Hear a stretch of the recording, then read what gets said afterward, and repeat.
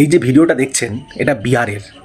সেখানে একটি মানুষ পোস্টারে সেখানে মেয়েদের যে ফটো দেওয়া আছে সেখানে কিভাবে আচরণ করছে দেখুন, অসভ্য আচরণ করছে আপনারা দেখুন। এদেরকে কেউ ঠিক করতে পারবে না, এখানে সরকারের কোনো দোষ নেই, সেই রাজ্য সরকার কি কেন্দ্র সরকার কি, এদের মেন্টালিটিটাই এরকম। সমাজে কিছু কিছু মানুষ এরকম থাকে যারা নর্দমার কীট হয়। ভাবুন, এরা পোস্টারে পর্যন্ত মেয়েদেরকে ছাড়ছে না, তাহলে সামনে পেলে কি করবে?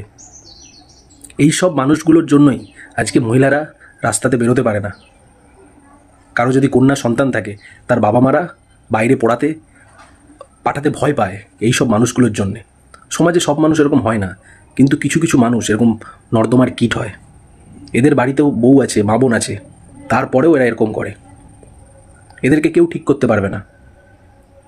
প্রতিটা জায়গায় এরকম কিছু কিছু মানুষ থাকে, আপনাদেরও চারপাশে দেখবেন এরকম মানুষ থাকে। এদেরকে কোনো সরকার ঠিক করতে পারবে না, এদেরকে একমাত্র সাধারণ জনগণই ঠিক করতে পারবে। ভাবুন, ওই পোস্টারে ওরকম করছে, তার পাশে কত বাচ্চা ছেলে দাঁড়িয়ে আছে, তাদের মনে কী প্রভাব পড়ছে, তারা কি শিখবে এগুলো দেখে? এদের মতো মানুষকে মানে শুধু জেল নয়, কঠোর থেকে কঠোরতম শাস্তি দেওয়া দরকার।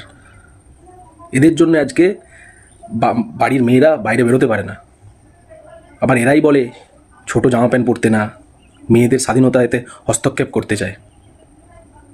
এদের কাছে বোরখা পরে এলেও এরা মেয়েদেরকে সেইভাবেই দেখবে, কারণ ওদের মেন্টালিটিটাই এরকম।